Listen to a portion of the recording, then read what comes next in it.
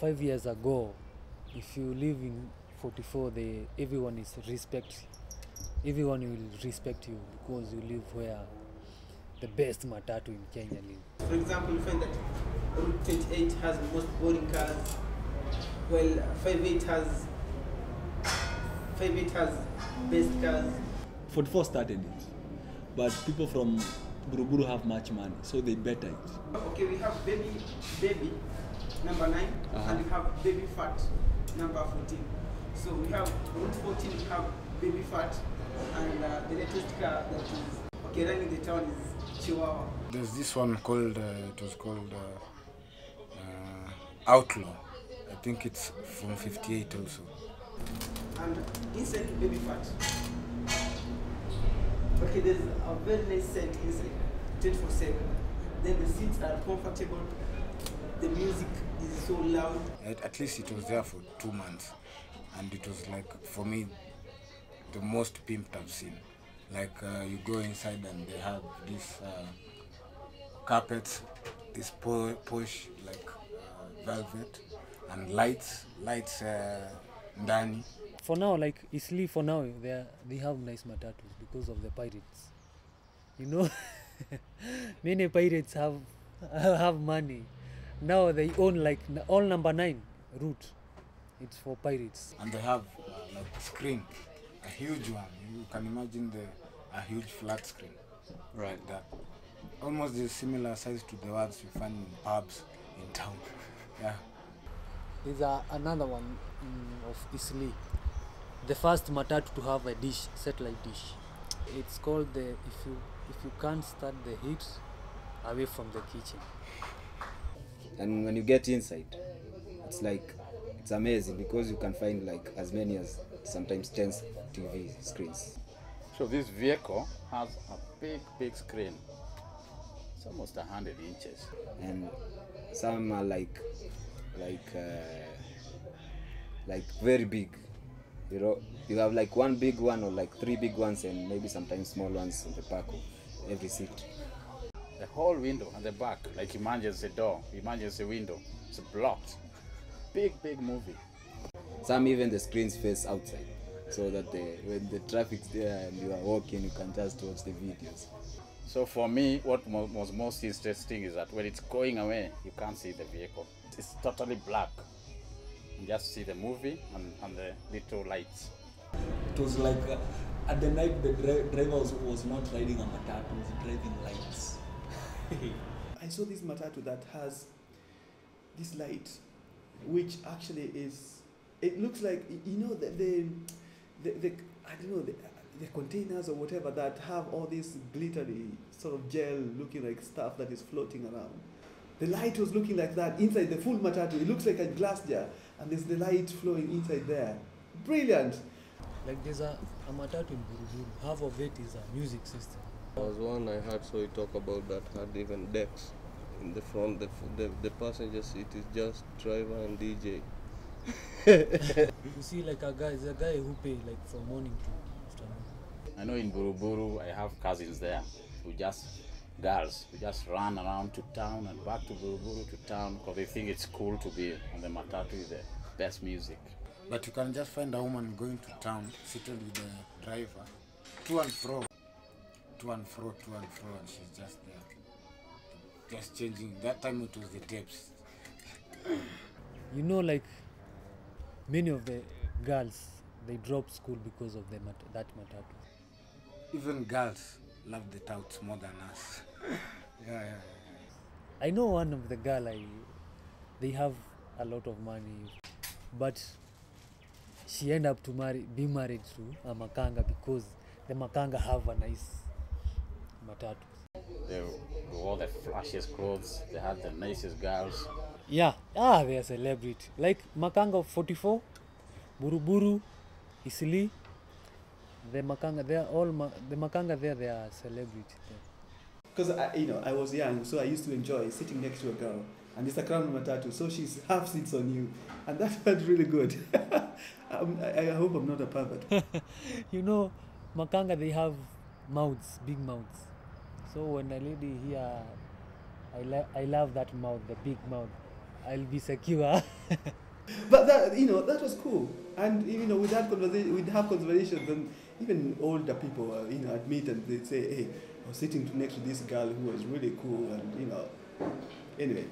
And I think they enjoyed it too. No. Okay, I've never heard about it. About women matatu drivers. Women drivers, those are the crazy, those are the ladies that come out from, maybe like, those are the drivers that come out from the streets. But I saw one in, which route was this? This route of 106. Yeah. 106 at the roundabout near city fireplace. Yeah, they're nice. They can handle the streets and the traffic and the people and the touts and the drivers there. They're nice.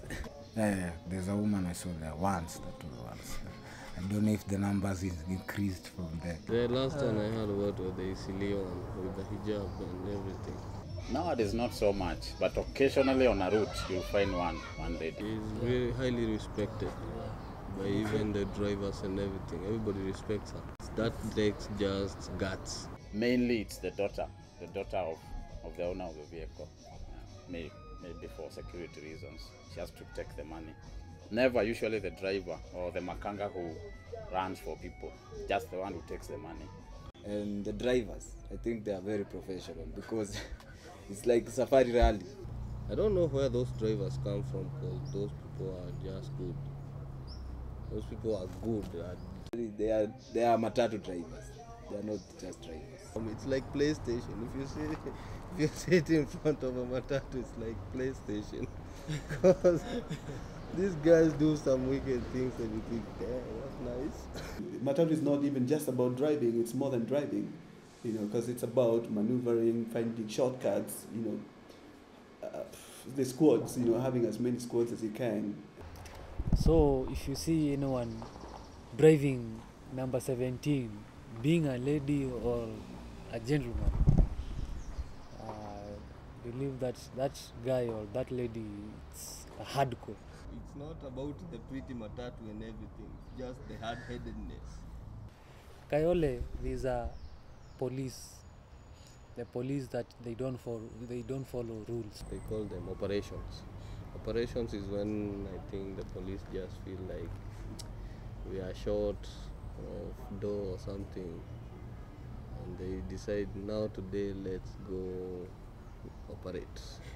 And police there, they are the same, like they're same as our thugs. They wear the same, they talk the same. You'll know that he's a police when he arrests you. But matatu get away with it because there are different rules for different matatus. If it's not owned by a policeman, it's owned by maybe the Mungikis, or it's owned by politicians. And if you try to trace it back to the person you say you claim owns it, there's no trace back to them. Now that bus, the one with the settle dish, they used to pay cops. Like one day the kajaka hijack it, then they remove the fire gun. Everyone sleep down. They gunned them down. There is at the bus stop people who are just watching out for people who are looking suspicious. Then you'll be inside the vehicle and it's almost going. And then a guy comes and says, no, these guys, they're not going anywhere.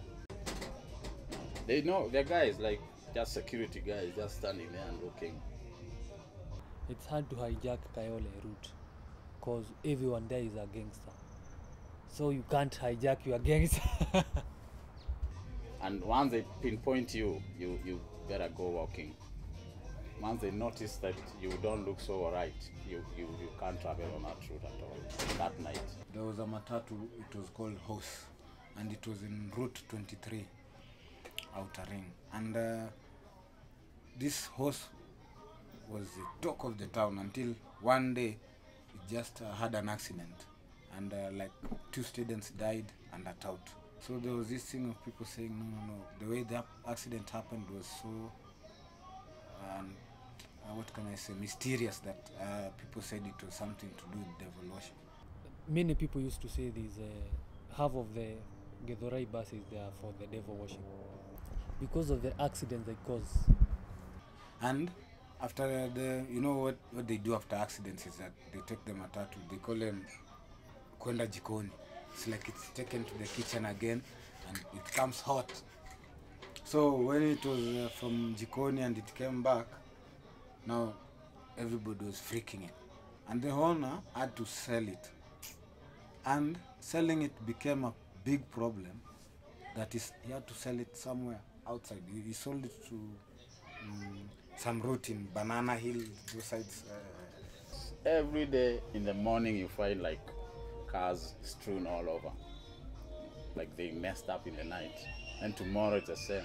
So people say if you ask what happened, maybe the driver survived, then they keeps telling this weird story of like a ghost.